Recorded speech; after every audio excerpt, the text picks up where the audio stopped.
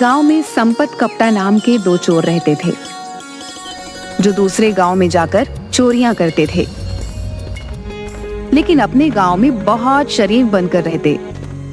एक दिन वो घने पेड़ के नीचे आराम कर रहे थे कि तभी पालमपुर गांव के हरिया और बंसी उस पेड़ के पास आकर एक दूसरे से बातें करने लगे।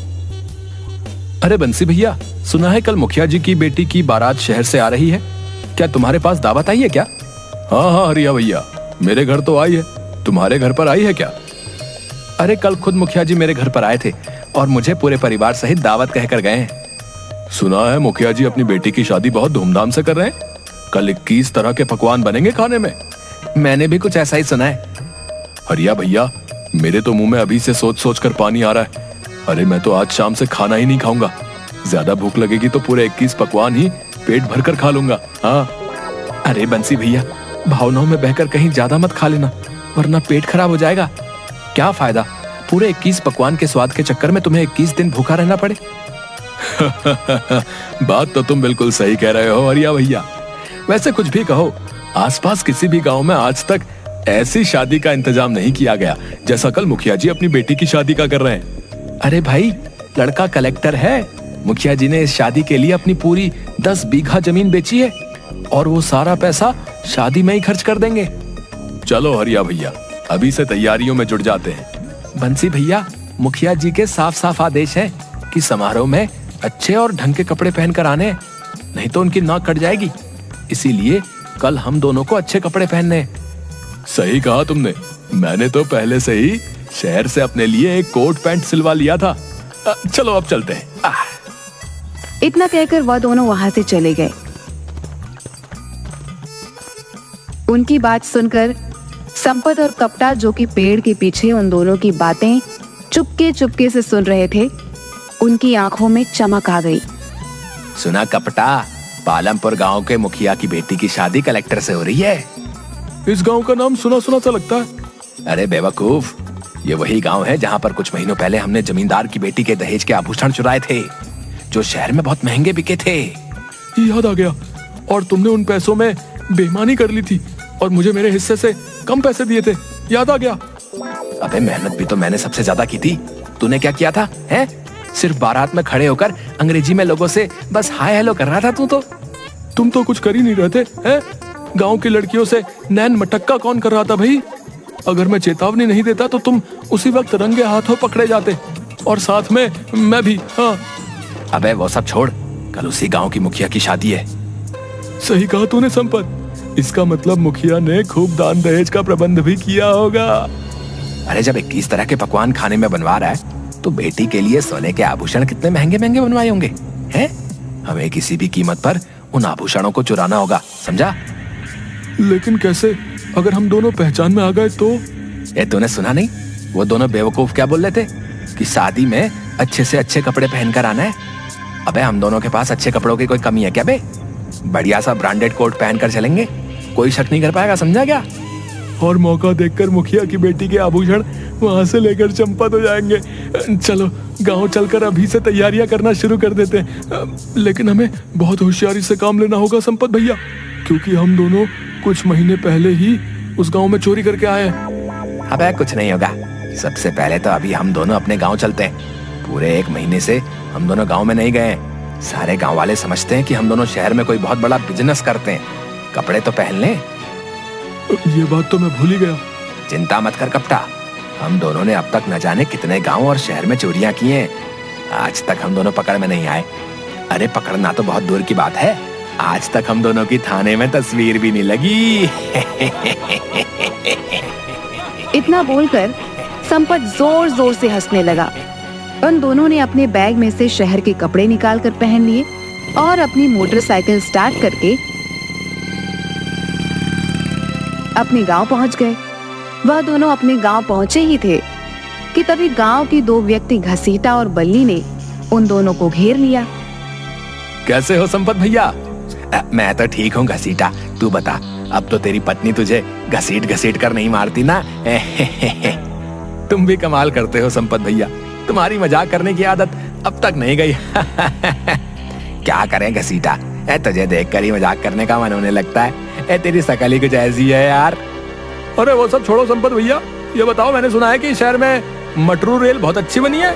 अरे बेवकूफ, वो मेट्रो रेल नहीं, वो मेट्रो होती है, मेट्रो। अरे हमारे लिए तो मेट्रो और मेट्रो क्या फर्क है भैया, हैं? अच्छा संपत भैया, मैंने सुना है मेट्रो रेल में बहुत सुंदर सुंदर कन्याएं भी नृत्य करती हैं भैया। हाँ बल्ली, शहर के लोग थोड़े खुले मिजाज के होते हैं। अरे संपत भैया, कभी हमें भी ले चलो ना अपने साथ एक बार शहर।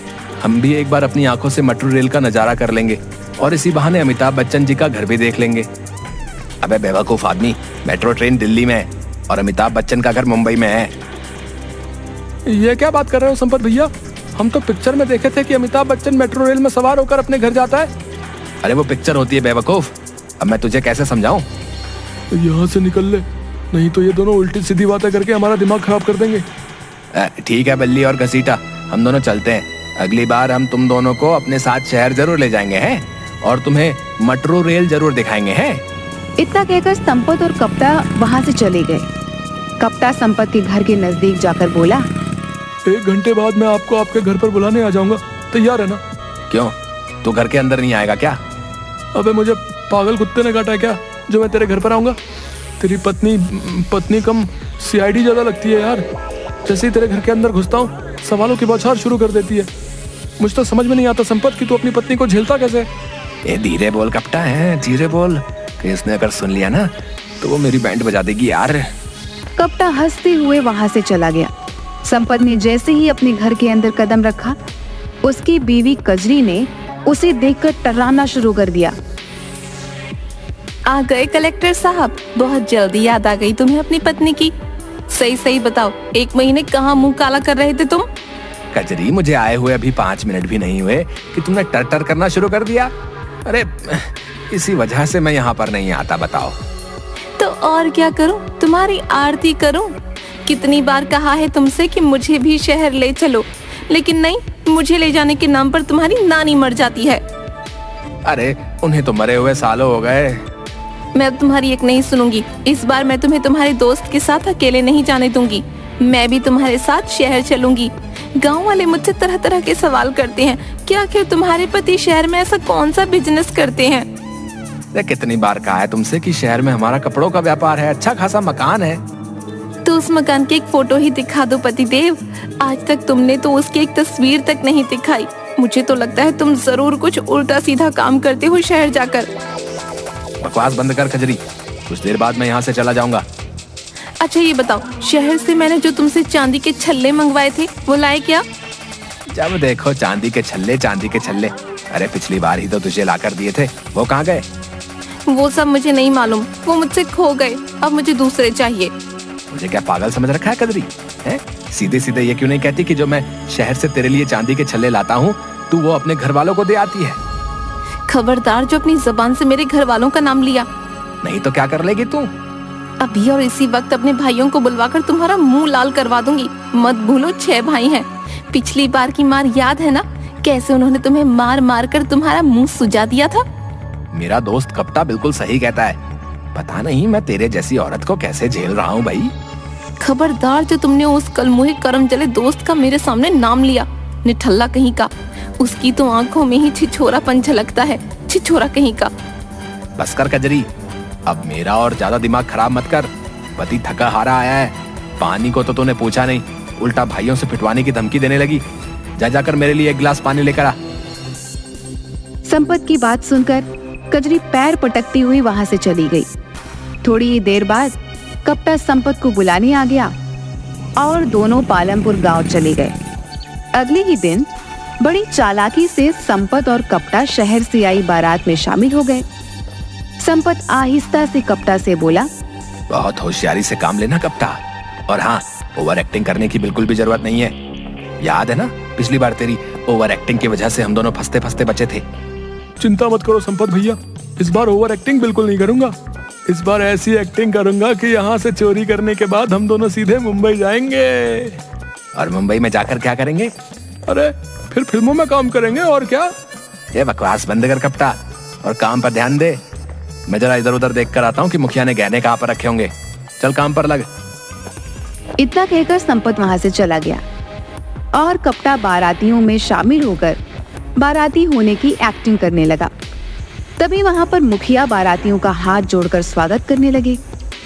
मगर जैसे ही मुखिया की नजर कपटा पर पड़ी, मुखिया कुछ सोचता हुआ बोला, आप तो इस गांव के नहीं लगते। अरे मैं भला इस गांव का कहां से लगूंगा, मैं तो बाराती हूँ। माफ कीजिएगा, एक पल के लिए मुझे ऐसा लगा जैसे मैंने आपको कहीं देखा है। जरूर देखा होगा, मेरी तस्वीरें अखबारों में छपती रहती हैं। वैसे क्या व्यापार करते हैं आप? मेरा कपड़ों का बहुत बड़ा व्यापार है और देश विदेश तक फैला हुआ है। प्रेस वाले, मीडिया वाले मेरी फैक्ट्री के बनाए हुए कपड़ों की तस्वीरें लेने आते रहते हैं और जबरदस्ती मेरे भी पीछे पड़ जाते हैं। मजबूरन मुझे भी एक आध फोटो खिंचानी पड़ती है और वो फोटो अखबार में छाप देते हैं। ऐसे ही कोई तस्वीर आपने अखबार में देख ली होगी। कपटा की बात सुनकर मुखिया सोच में पड़ गया। तभी वहां संपत आ गया। संपत को देखते हुए मुखिया बोला, क्या आप बाराती हैं? जी मैं भी बाराती में से हूँ। क्या आपको कोई शक है? जी मैं तो बस ऐसे ही पूछ रहा था। क्या आपके गांव में बारातियों से ये सब पूछने का रिवाज है? हैं? मैं देख रहा था कि आप मेरे दोस्त से भी कुछ पूछ रहे थे। अरे आप तो बुरा मान गए। आपका दोस्त मुझे बता रहा था कि इनकी तस्वीर अखबारों में छपती रहती है। मुखिया की बात सुनकर संपत कपटा को घूरने लगा। हाँ, हम दोनों का बहुत बड़ा पार्टनरशिप में कपड़ों का काम है। इतना कहकर संपत कपटा का हाथ पकड़कर आगे बढ़ गया। क्या जरूरत थी इतनी लंबी लंबी डींगे हाँकने की? संपत भाई, मुझे कुछ ठीक नहीं लग रहा। मुझे लगता है कि हम दोनों को वापस चलना चाहिए। मुखिया ने किसी से कोई सवाल नहीं पूछा, सिर्फ उसने मेरी तरफ आकर ही मुझसे सवाल किया। मुझे लग रहा है कि मुखिया हम दोनों को पहचान तो नहीं गया। अबे दोनों यहाँ पर बारातियों में शामिल होकर खाना खाने के लिए नहीं आए हैं, चोरी करने के लिए आए हैं। मैंने पता लगा लिया कि मुखिया ने गहने कहाँ पर रखे। इस वक्त वहाँ पर कोई भी नहीं है। चल मेरे साथ जल्दी से। संपत और कपटा लोगों की नजरों से बचते हुए मुखिया के उस कमरे में पहुंच गए जहां पर सोने के आभूषण रखे हुए थे। जल्दी से अपनी जेब से अपनी चोरी वाली अपनी बढ़िया पॉलिथीन निकाल और गहने उसमें रख ले। संपत की बात सुनकर कपटा सोच में पड़ गया। अरे क्या सोच रहा है तू? इससे अच्छा मौका फिर नहीं मिलेगा। ये गहने लाखों रुपए के हैं। मुझे कुछ ठीक नहीं लग रहा है संपत भाई। लाखों के आभूषण ऐसे ही रखे हुए हैं, दरवाजा भी खुला हुआ है, पूरा घर लोगों से खचाखच भरा हुआ है। कुछ तो गड़बड़ है। अबे बेवकूफ, गड़बड़ तेरे दिमाग में। ऐसे मौके बार बार नहीं मिला करते। जल्दी से पॉलिथीन निकाल। कप्तान ने अपनी जेब में से एक पॉलीथीन निकाल ली और देखते ही देखते मुखिया के सारे गहने उसमें भर लिए और नजर बचाकर सीधे मोटरसाइकिल पर बैठकर वह दोनों फरार हो गए। ये मोटरसाइकिल शहर की जगह अपने गांव की तरफ क्यों ले जा रहे हो? अबे रात का समय है, पहले हम लोग अपने गांव चलेंगे और सुबह ही शहर की तरफ निकल लेंगे। अभी अगर हम लोग शहर की तरफ जाएंगे तो हमें ढूंढने के लिए वो मुखिया पुलिस को जरूर शहर की ओर ही भेजेगा, समझा? कुछ ही देर में संपत अपने घर पहुंच गया। मैं आज तुम्हारे घर पर ही सोऊंगा। अबे तुझे तो अपनी भाभी से बड़ा डर लगता है। मैं सब जानता हूँ। जब तक मैं सुबह आऊंगा तब तक आधे गहने तुम पार कर लोगे। अब मैं भरोसा नहीं कर सकता। हाँ, इससे आधा आधा होगा। अबे जब चोरी कर रहे थे तब तो बड़ा दयावान बन रहा था, हैं? और जब चोरी करने में कामयाब हो गए तो अचानक तुझे तेरा हिस्सा याद आ गया है? बे तू कभी नहीं सुधरेगा। चल ठीक है, आजा चल। संपत की पत्नी कजरी जाग रही थी। संपत और कप्ता को देखते ही बोली, आ गए? तुम तो कह रहे थे कि तुम कुछ दिनों बाद आओगे, और ये तुम्हारे हाथ में क्या है? ये कितनी बार कहा है कजरी, हैं? कि ज्यादा सवाल मत किया कर। हम दोनों सुबह ही यहाँ से चले जाएंगे। संपत ने इतना कहा ही था कि तभी पूरे गांव में पुलिस के सायरन की आवाज गूंज उठी। पुलिस के सायरन की आवाज सुनकर संपत और कप्ता दोनों बुरी तरीके से घबरा गए। अरे पुलिस के सायरन की आवाज सुनकर तुम दोनों के चेहरे पर पसीना क्यों आ रहा है? तुम दोनों क्यों घबरा रहे हो? कजरी ने इतना बोला ही था कि तभी कुछ पुलिस वाले संपत के घर के अंदर घुस गए। उन पुलिस वालों के साथ लमपुर गांव का मुखिया भी था, जो संपत और कप्ता को गुस्से से देख रहा था। मुखिया ने इंस्पेक्टर की ओर देखकर कहा, गिरफ्तार कर लीजिए इन दोनों को। देखिए इनके हाथ में जो पॉलिथीन है उसी में गहने हैं। आपको ये बताने की जरूरत नहीं है मुखिया जी, हमें तो इन दोनों की लोकेशन आधे घंटे पहले ही मिल गई थी। इतना कहकर इंस्पेक्टर ने संपत के हाथ से पॉलीथीन छीन ली और हथकड़ियां लगा दी। ये सब क्या है? लगता है तुम्हें अपने पति के कारनामों के बारे में नहीं मालूम। मेरे पति बहुत बड़े व्यापारी हैं, शहर में कपड़ों का व्यापार करते हैं।